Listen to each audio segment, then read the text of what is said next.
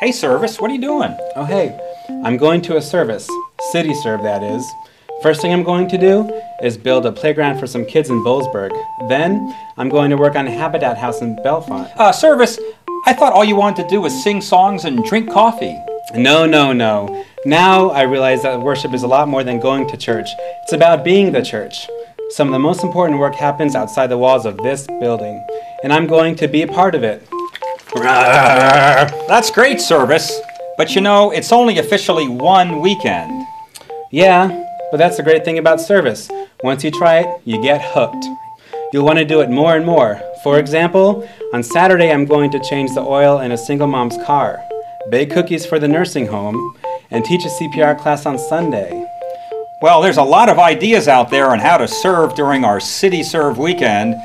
All you need to do is to sign up with your life group or join another team going out that weekend. Wait. I still want to show you the blueprints I made for the new community center downtown.